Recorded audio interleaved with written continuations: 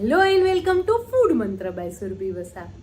આજે હું મારા જ સ્ટાઇલ કોર્ન કેપ્સિકમનું શાક બનાવવાની છું. હંમેશા જ્યારે પણ આપણે લગ્ન પ્રસંગમાં જતા હોય ને ત્યારે મકાઈ કેપ્સિકમનું શાક તો હોય ને હોય જ, અને એટલું સરસ હોય ને એમ ગ્રેવીવાળું હોય અને એકદમ સરસ પંજાબી સ્ટાઇલનો હોય છતાં પણ ગ્રેવીવાળું અને બહુ જ સરસ શાક હોય છે. તો આજે આપણે એવું જ ગુજરાતી સ્ટાઇલ કોર્ન કેપ્સિકમનું શાક બનાવવાની શરૂઆત કરી દઈએ. ખૂબ જ ઝડપથી તૈયાર થઈ જાય છે અને એક જ ગ્રેવી એવી મસ્ત બનાવવાની છે ને કે એ ગ્રેવીના કારણે જ એ એક જ ગ્રેવીમાં બધું આવી જાય છે. કંઈ લાંબી ઝંઝટ નથી કરવાની અને ફટાફટ તૈયાર થઈ જાય છે. તો હવે આપણે શરૂઆત કરી દઈએ. મારા જ સ્ટાઇલ કેપ્સિકમ અને મકાઈનું શાક બનાવવા માટે સૌથી પહેલાં આપણે એક પેસ્ટ તૈયાર કરી લઈશું. આ પેસ્ટના કારણે જેનો સ્વાદ બહુ જ સરસ આવે છે.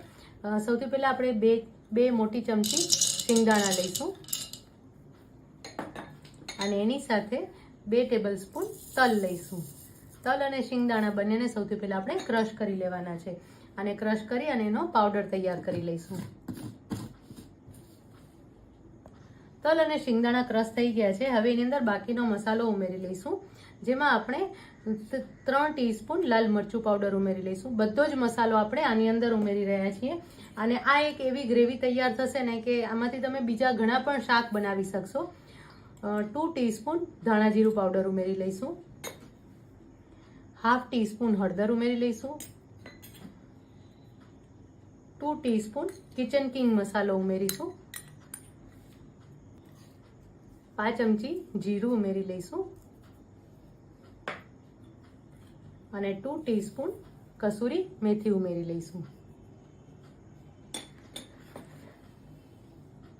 ફરીથી આ મિશ્રણને આપણે ક્રશ કરી લઈશું.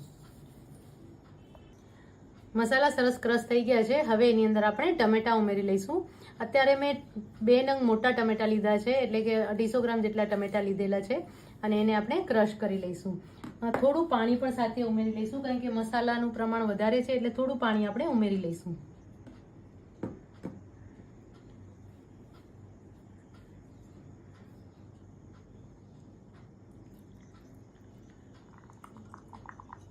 હવે આ મિશ્રણને આપણે ક્રશ કરી લઈશું.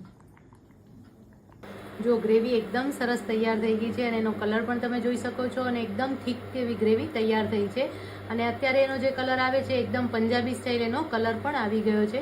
તો ગ્રેવી તૈયાર છે. હવે આપણે શાક વઘારવાની શરૂઆત કરીએ અને એકદમ સરસ સ્મૂધ પેસ્ટ મેં તૈયાર કરી લીધી છે.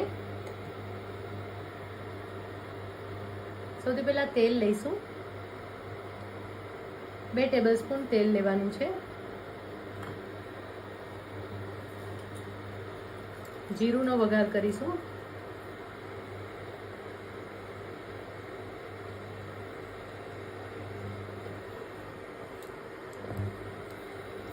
જીરું ખીલે એટલે કેપ્સિકમ ઉમેરી લઈશું.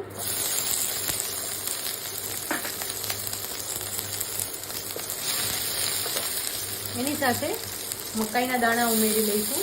અત્યારે આ જે મકાઈ છે મેં બાફેલી નથી લીધી, કાચી જ મકાઈ લીધેલી છે અને આ શાકમાં કાચી મકાઈ જ અત્યારે ઉમેરવાની છે, કારણ કે જ્યારે શાક ચડશે ને એની સાથે સાથે મકાઈ પણ સરસ રીતે ચડી જાય છે, એટલે એને અલગથી બાફવાની જરાય જરૂર નથી. સ્વાદ પ્રમાણે મીઠું, એટલે કે અત્યારે 1 ટીસ્પૂન આપણે મીઠું ઉમેરી લઈશું.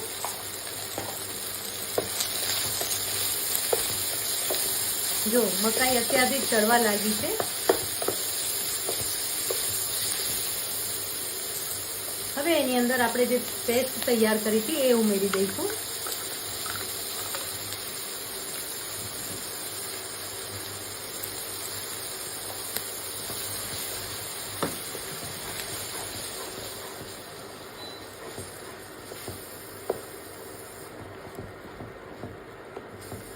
પંજાબી ગ્રેવી બનાવી હોય ને એટલો સરસ કલર આવી ગયો છે અને આ શાકનો સ્વાદ એટલો સરસ આવશે ને કે તમે ઘણી વખત આપણે જતા હોઈએ છીએ લગ્નના જમણવારમાં જે શાક પીરસાતું હોય છે ને કેપ્સિકમ અને મકાઈનું, એ આ રીતે જ બને છે અને એની જ રેસીપી હું અત્યારે તમારી સાથે શેર કરી રહી છું.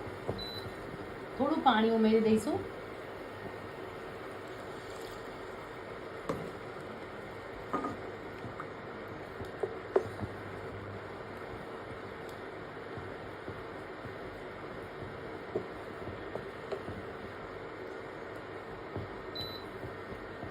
સરસ રીતે મિક્સ કરી લેવાનું છે.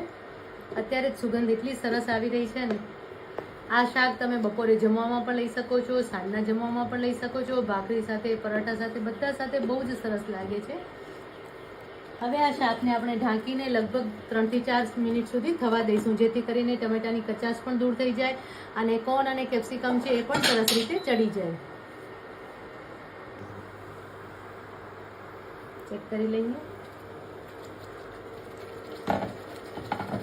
જો શાક સરસ તૈયાર થઈ ગયું છે. ટમેટા પણ એકદમ સરસ ચડી ગયા છે અને સુગંધ તો બહુ સરસ આવી રહી છે. મકાઈ પણ ચડી ગઈ છે, કેપ્સિકમ પણ ચડી ગયા છે અને શાક એકદમ લસલસતું તૈયાર થઈ ગયું છે. હવે એની અંદર આપણે લગભગ 5 કપ દહીં ઉમેરી લઈશું. મોડું દહીં ઉમેરવાનું છે અને એની સાથે 2 ટેબલસ્પૂન મલાઈ ઉમેરી લઈશું, જેના કારણે એનો સ્વાદ વધારે સરસ આવશે. 2 ટેબલસ્પૂન મલાઈ ઉમેરી લઈશું.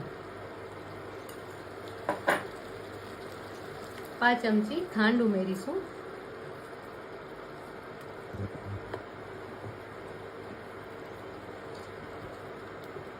એકદમ સરસ દેખાઈ રહ્યું છે ને.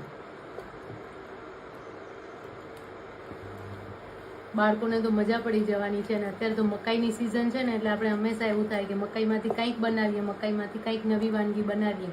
તો તમે આ શાક બનાવશો તો બધાને બહુ જ પસંદ આવી જવાનું છે.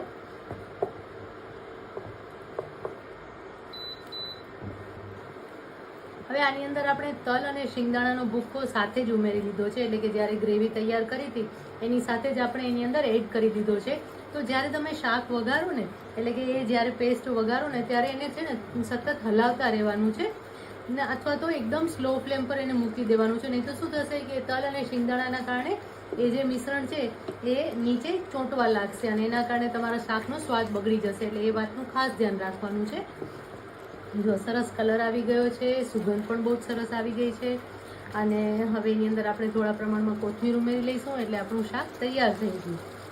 બસ શાક તૈયાર થઈ ગયું છે અને આપણે આ શાકને ફટાફટ સર્વ કરી લઈએ. તમે ઈચ્છો તો ભાખરી, પરાઠા, થેપલા સાથે તો નહીં સરસ લાગે, પણ નાન કુલચા સાથે પણ બહુ જ સરસ લાગે છે. તો શાક તૈયાર છે, આપણે એને સર્વ કરી લઈએ.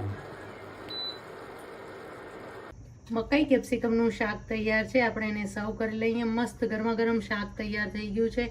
એટલું સરસ દેખાઈ રહ્યું છે અને અત્યારે જ એનો સ્વાદ અને સુગંધ બહુ જ સરસ આવી રહ્યા છે. ચોમાસાની સિઝનમાં શાક શું બનાવવું એ કંટાળો આવતો હોય છે અને એમાંય ખાસ કરીને જો ઘરે કોઈ ગેસ્ટ આવવાના હોય ને, તો એમ જ થાય કે હવે કઈ વાનગી બનાવીશું. તો આ શાક બહુ જ સરસ લાગે છે અને એકદમ ટેસ્ટી બને છે.